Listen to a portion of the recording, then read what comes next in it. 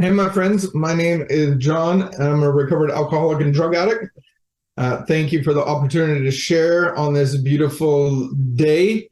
I was going to I was reflecting on where we are in our LifeLab workshop, and we're at belief system, so understanding beliefs.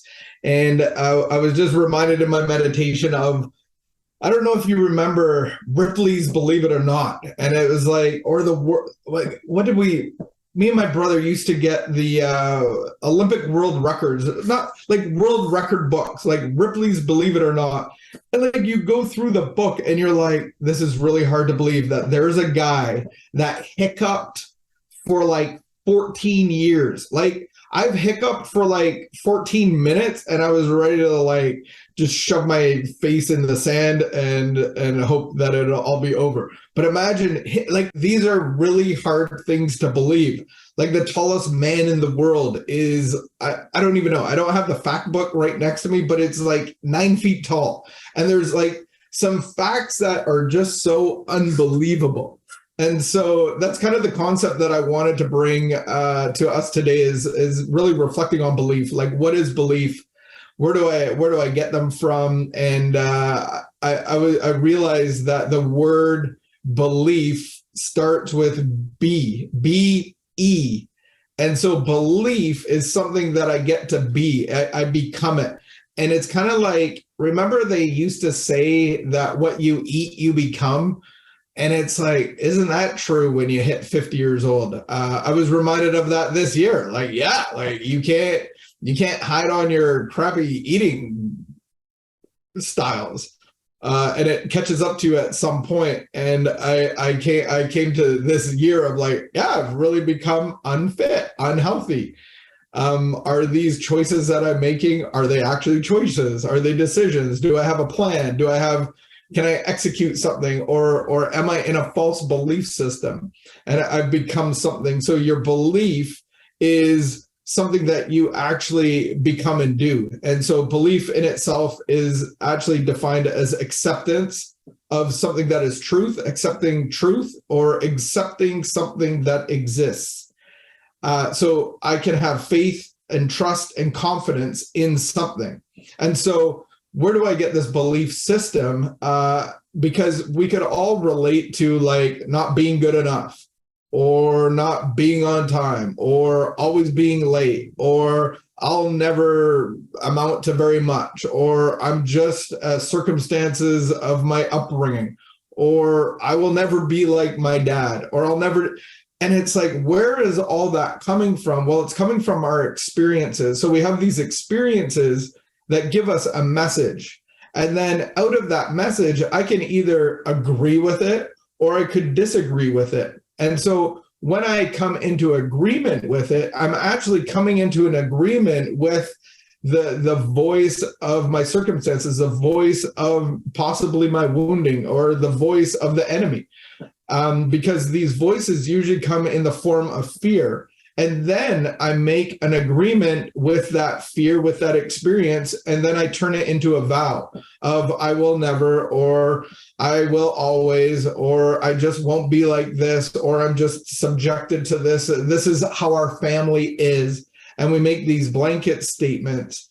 And we come into this belief system that causes us our actions. And so many times we look at the results of our actions and we're like, we need to do things differently. It's catching up to me. These choices or decisions that I'm making are really getting a negative result that I don't want, or I'm getting these negative results. And if I keep on this trajectory, it's not going to go well. And so I think sometimes we get in this rhythm of seeing negative results and trying to change our behavior, thinking that our behavior is the wrong part. The behavior is the thing that's getting in the way. If I just made different choices, or if I just changed this behavior and did it this way to get a different result, I'll just put in some more discipline, or I'll put in some more instruction, or I'll just, watch 1,400 hours of YouTube videos and just practice, because practice makes perfect. And isn't that a horrible belief system? These are all self-defeating belief systems that I have embedded inside of me to produce my actions, to produce my results. And so changing my behavior isn't as simple as implementation of a new behavior. It's actually going into my belief system and rewriting this belief system. So if you're a LifeLab student, you might have heard behavior sequences. And so it's intercepting these beliefs and these tapes and these vows and all of the things that create our behavior. And so I actually have to get to the root of my belief system. I have to get to the root of why I believe what I believe, because that is setting my values, that is setting my perceptions, that is setting my principles, that is setting my expectations on myself and the world around me. And so when we have this structure built on a value system, a belief system that is getting certain results, the reason that I can look at the structure 10, 20 years down the road or 40 years down the road, I have to really be honest in going, this structure isn't working. This structure isn't housing the temple of God inside of me, because isn't that what recovery is? Recovery is about being the temple of God from the inside. And so the beautiful thing is that I have to come into agreement that I can't rewrite this stuff by myself. Like if I could, I would have already.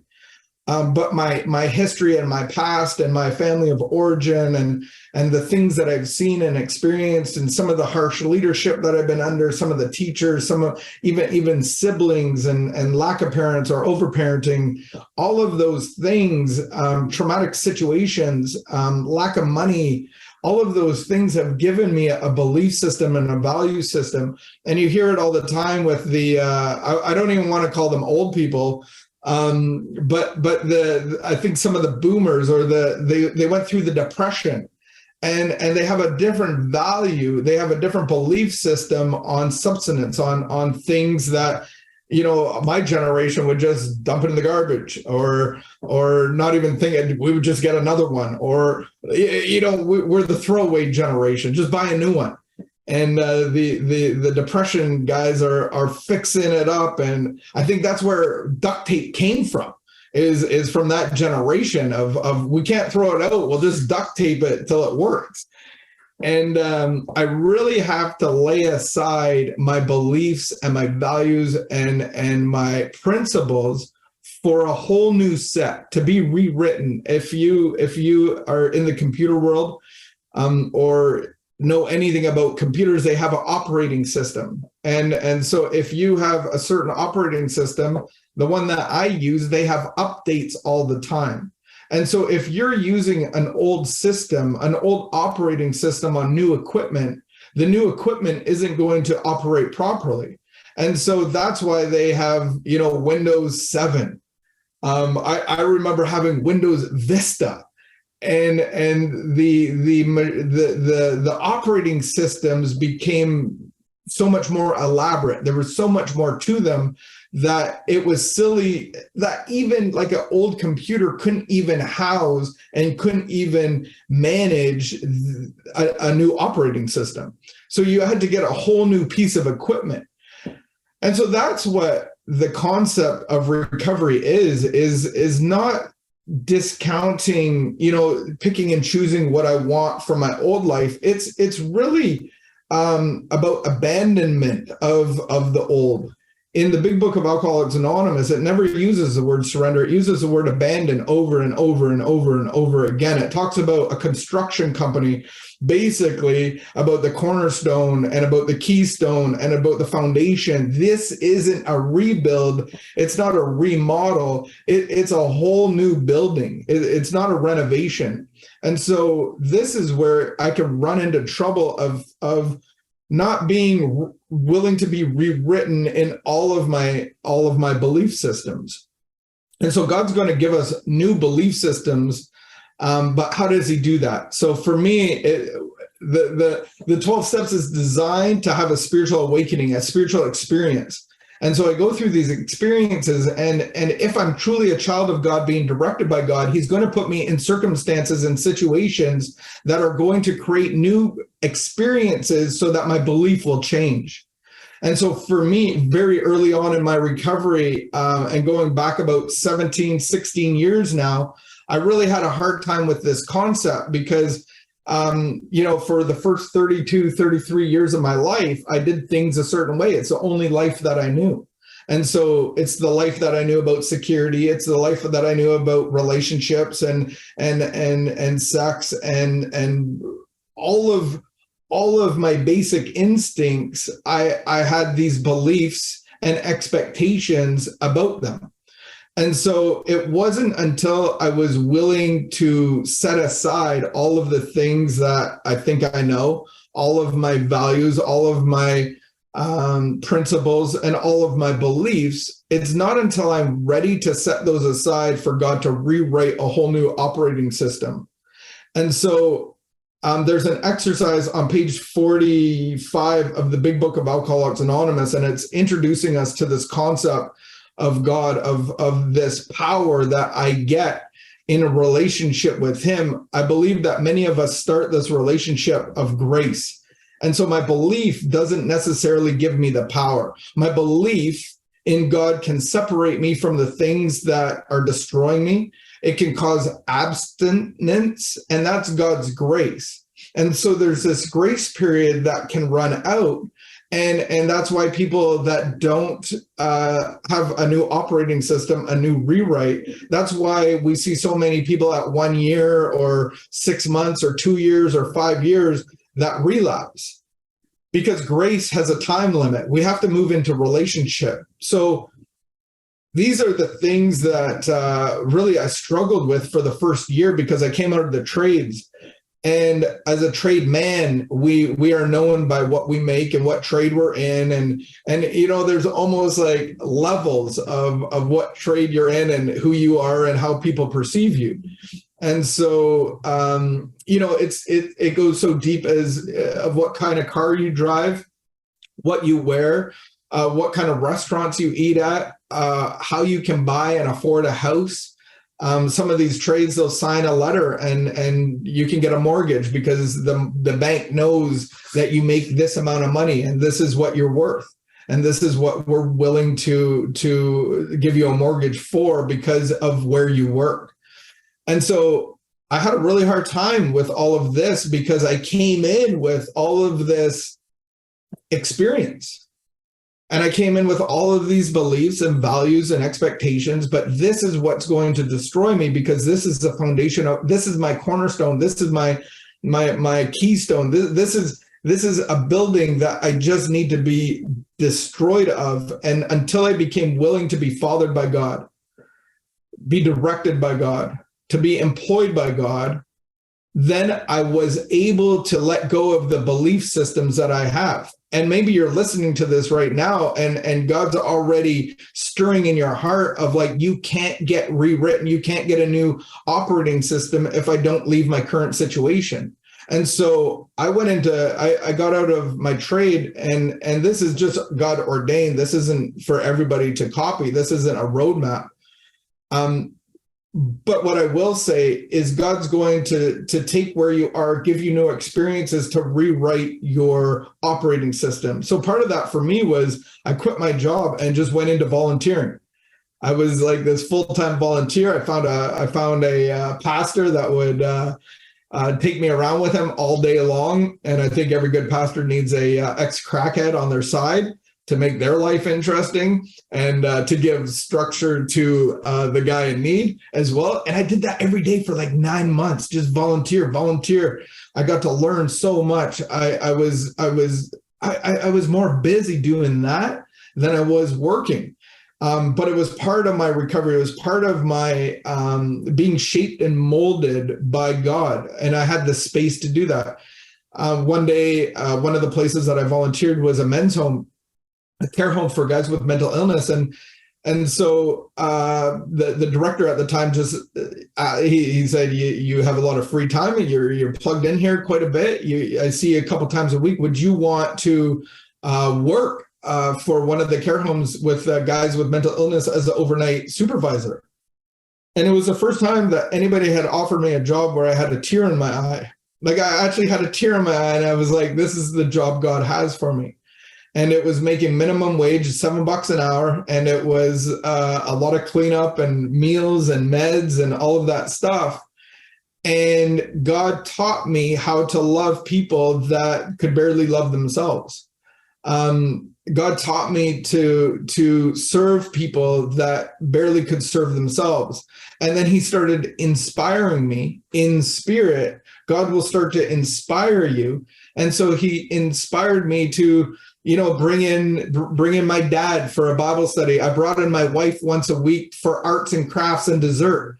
And it was overheard at the table one week that, we do arts and crafts first, and then we have dessert. And Vicky would always bring like the 5-liter pail of $5 ice cream, and then some chocolate syrup and sprinkles. And one guy actually said, he goes, I'm just here for the dessert, so let's get this art craft over with. And it was just a beautiful experience.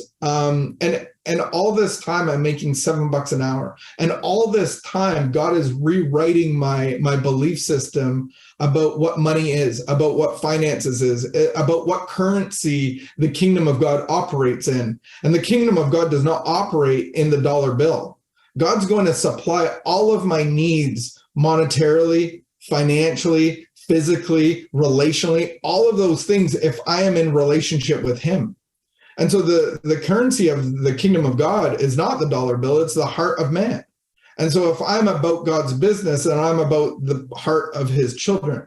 And so I had to lay down my prejudices. In page 45 of the big book, the last paragraph, is that we have these prejudices of God, of how we come into this relationship with. And so you might have a prejudice about money, about making a living. I hear it all the time. Well, I can't just step away from my life. I got to make a living. I got to pay my bills. And I'm like, man, if you haven't figured that out in 30 years, I don't think you're about to right now. Why don't you just take the time away and form this relationship with God that's going to solve these problems? And so I got to look at my prejudices, and then I actually have to see if they're true or false. That's very important. And then I have to see what the external excuses are that I continue to perpetuate them. So for me, one was I had this prejudice is that I actually have to work for my living and make money at a certain rate. And so God got me to work at this men's house, and working for $7 an hour didn't really pay the bills anyway. But I had so much more than the bills, and God was rewriting my belief system about money, and about reward, and about purpose and meaning and definition of my life. And then I had another big one is kind of going in the opposite direction, is God punishes me if I don't do a good job. And so this perpetuated my doing, improving and striving. And God just wants a relationship with me. I know that Martha gets a really bad rap in the Bible, in a specific story where Jesus is hanging out, and there's a feast that's going to happen, dinner's going to happen, and Martha's in the kitchen, and she's like, sees Mary hanging out with Jesus, and is like, come on, Mary, like, get in the kitchen, like, you're on the clock right now, do. We got to serve our guests, we got to serve Jesus. And Jesus says, Mary's doing what's great, being in relationship with my Creator. Although, like, for Martha to come back, she did do a comeback, and Mary kind of failed the test. And it was about their friend Lazarus being raised from the dead. And so in this story, Mary didn't have the faith and Martha did. So I think we all mess up in our own little ways. And so we're good and bad in our journeys. And so if I don't do a good job, God's going to punish me. But the reality is, and what my new belief through a prayer time was, of really coming out of this striving and proving and being noticed. And this is in ministry, running a rehab center and being in that center for 10 years. And some of the things that we do start to define who we are. And so God really, through some circumstances and some experiences, had me laid off for about a month and a half. and just went into this healing time. And one of these prayer ministry appointments that I had, and going deep into my inventories, my resentment inventories, was just getting this picture of Jesus, of an empty cross, and letters scrolled across the screen, and it said, "I will never be punished again." And that's astounding because, like, I just feel like if I don't do a good job, I'm going to get punished because I'm doing a bad job, and bad people get punished. But if Jesus took all of our punishment, I will never be punished again. I just get the consequences of my inaction or actions. And so Jesus wants to rewrite my operating system so that my actions are pleasing to him. And so this is a good exercise of, what are my prejudices? Where did they come from? Are they true or false? And then what are my external excuses that I perpetuate them? And then I just really want to invite this prayer. It's called the set aside prayer. And so can I set aside and pray every day to set aside my prejudices of God, of who and what he is? And can I set aside my behaviors and my beliefs and my values and my principles? And can I set these things aside for God to rewrite them? And God might take you into a different employment to get some script rewritten. God might take you into volunteer opportunities. God might take you into running workshops or whatever it is, so that it through your experiences, you can actually see the love of God and start to build a whole different belief system that you're actually putting your faith in and believing and trusting. And that's how I become a new creation. And out of John 6, verse 29, Jesus said the work of God is to believe in the one that he sent. And so my belief is my work is to believe in Jesus, in the Messiah, in the Savior, so that I actually become the temple of God. And through his blood and death and resurrection, I can have life, and I can be the temple. Like the third temple is rebuilt. It's us, it's in us. And I can have the Spirit of God with all power and might within me, residing in me. And the most important question in the big book of Alcoholics Anonymous is on page 11. And Ebby Thatcher is talking to Bill and bringing the message of the Oxford group to Bill in his kitchen. And Bill is a little bit under the weather. He's a little bit inebriated. And so he brings this concept, Ebby brings this concept of being born again. And so Bill's thought and prejudices come out in this question, in this writing. And it says, "To Christ, I concede a certainty of a great man, not too closely followed by those who claimed him. His moral teachings most excellent. For myself, I had adopted those parts which seemed convenient and not too difficult. The rest I disregarded." That's the most important question that you can ask yourself today. Is Christ just a moral teacher, or is he God? And that's what I have to concede to. And so if I concede to that Jesus is God, and I put my belief in his death and resurrection, I can become the temple of God with all power of the resurrection creator. And then as I move into action, the flame of his Spirit grows within me. And through that, my beliefs and my perceptions and my values and my expectations can be burnt away, because that's what the fire of God does. It lights up your darkness, and his fire burns away the impurities out of gold. And he already sees me as pure gold.